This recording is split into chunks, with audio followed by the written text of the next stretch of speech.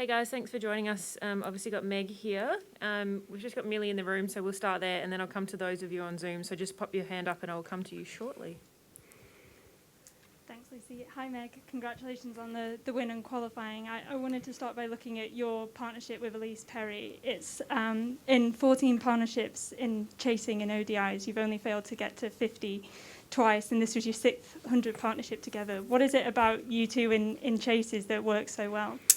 I think we've got different games. We hit to different areas of the ground, which I think helps us to put pressure on the bowlers.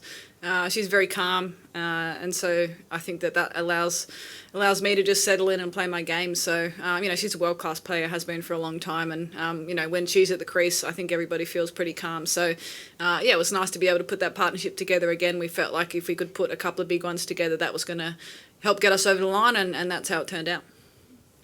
And obviously, she started off the match with an over that wasn't ideal. What were you saying to her as she was walking back to her mark? I was actually swinging a fair bit, I think, so that's a good thing to start with. Obviously she would have loved to have had a bit more control over that over, but she came back and bowled two good overs towards the back end there, I think. So, I think, she would love to bowl a little bit better, but that's just the way it goes sometimes. As I said, it was swinging, which is a good thing. I think throughout this tournament she's bowled extremely well. So, just sort of a blip on the radar, I think, and no doubt she'll be back next game. And lastly, for me, you're obviously unlucky to miss out at the end on a century there. What do you put it down to? Was it their bowling, or you just trying to get over the line? Oh, to be honest, I just wanted to win us the game. I wasn't too worried about getting 100. It would have been nice, but I was disappointed at the end there, just to add a little bit of unnecessary pressure on Moons and Tahlia there. But I thought Moons was really great coming in. She took a lot of pressure off me, hit a couple of boundaries. So I think overall that chase was pretty good. We still have a bit left in the tank, which I think is important. But it was nice to chase down a pretty decent total. Thank you. Cool. We'll head to those of you on Zoom now, guys. So Ben, we'll kick off with you. Hey, Meg, congratulations. What were the emotions potentially of the people on the bench when you went back out there having, I think you had 8 to get from about 8 balls? We were pretty confident, to be honest. We had Moons there who was set, and Tahlia McGrath has shown that she's very cool under pressure. So, we'd expect to be able to get those runs on a really good batting wicket. It was frustrating for me to get out. I would have loved to be there just to finish off the game and not put that, I guess, little bit of unnecessary pressure on Tahlia and Moons. But, I think overall that was a pretty clinical chase. I thought Healy and Haynes set it up nicely at the top there, sort of got us ahead of the rate, and that just allowed the new batters to come in to settle themselves in and build partnerships. 5 wins on the trot. Is everything going to plan? I mean, you're finding different ways to win and doing it quite impressively. I'm not sure what the plan is. It's changing all the time. I guess we've seen throughout this World Cup that there are a lot of great teams and anyone can win on any day. So you can't come in and expect to win. We obviously want to win every game that we play, but we understand it's going to be challenging. There's some world-class teams out there who really get up to play against us, and that's exciting for our group to be able to try and match that and make sure we bring our best every game. We want to make sure we're improving each game that we play. That's what tournament play is about. You want to be peaking at the right time, and I feel like we're doing that. We've had different people contribute at different times, which we need. You can't rely on one or two players. So I feel like across the group we've had some great contributions, and everybody feels in a good spot, but we have to continue to get better and put that sort of perfect game together. That's what we're searching for, and we've got a couple more games in this round, the round games, to make sure that we do that. And just finally, it gets a bit lost because of all the drama was late in the game, but Darcy Brown had another 3-wicket haul, and I understand she polished off a 750-gram steak last night as well. What do you make of her performance and her appetite? She's a young, growing girl, so she needs her food. So if she's going to bowl like that, I think she should have a 750-gram steak before every game. She's been great for us. She's coming in, bowling fast and taking early wickets, and we've seen in this tournament if you can do that, you can put teams under pressure. So she's keeping it really simple, but it's really exciting to watch, and hopefully she can continue to do that. Thank you. Thanks, Ben. Mao, we'll head to you next. Thanks. Well done, Meg. Can you just, obviously making the semi-finals of a World Cup is a really big deal. I don't come around very often, and they're hard to win. How does it feel to have put yourself in this position?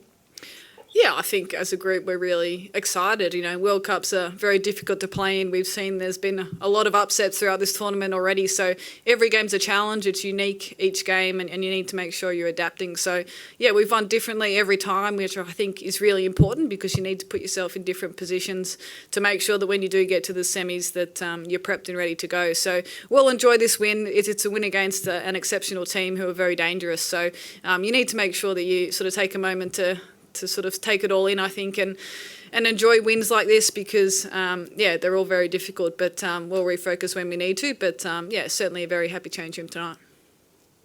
Thank you. Thanks, Mal. LJ, over to you. Yeah, Meg, I just wanted to ask you about Beth Mooney and just what she adds to this lineup, to have someone who can come in that situation under pressure and play the way she did at the end there today. Yeah, she's very flexible. We've seen through this tournament that she's played some knocks, you know, under the pump when we've been 3 for not many and been able to sort of dig us out of that. And then to come in tonight and as I said, like she really took the pressure off me. She said that that's what she was going to do, and just to get a couple of boundaries away early in her innings sort of certainly calms me down, and I think the dugout as well. So, you know, we need to have flexibility within our lineup and to be able to adapt to the different conditions that we face. And I think Moons has really shown throughout the tournament that she's capable of doing that, and that's sort of the blueprint for our middle order, is to be able to come in and do the job required. Oh, thanks, Meg. Anisha, do you want to jump in? Hi, Meg. Just want to know your thoughts about the cut shot. You clearly like playing that shot, and it has brought you sort of mixed rewards in this tournament. You got out playing that shot a few times. How do you sort of go about recalibrating your mindset to playing that shot once you know that, you know, it's not coming off the way you want to? And in general, how do you keep bettering that shot knowing you have already scored truckloads of runs off that one stroke?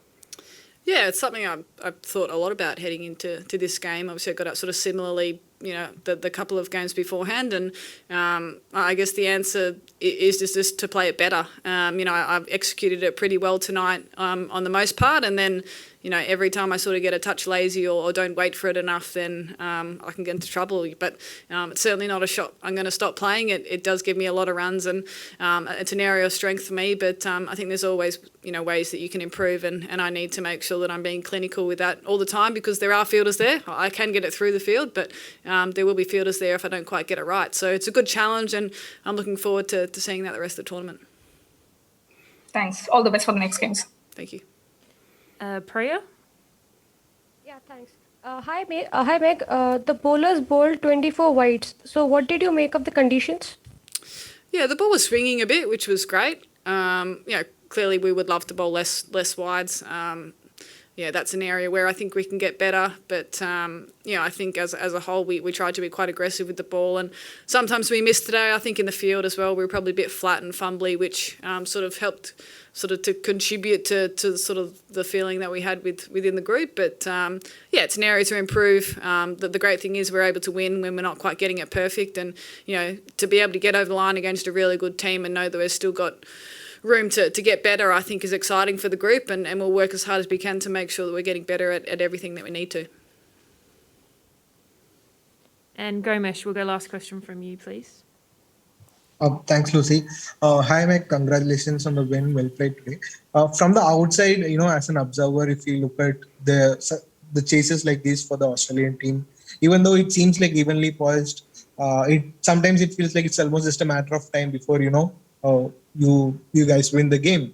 Is this how you feel as well as a team? Always know that it's just a matter of time you go through and finish the chase?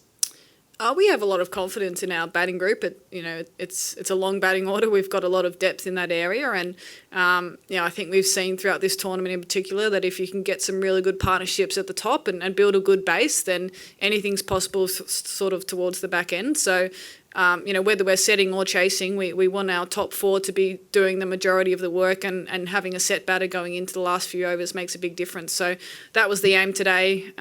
We felt like we had it under control the whole time. I think the fact that Healy and Haynes got us off to a bit of a flyer gave us a bit of room to move in the middle. They got the run rate under control right from the start, and that just allows players to come in and play with freedom and get themselves set if they need to. So, yeah, I think it was a good sort of blueprint for a chase of that score. It was tricky. It was about par, I think, but partnerships and sort of building that good base, I think, is what's worked for us, and we need to continue to do that.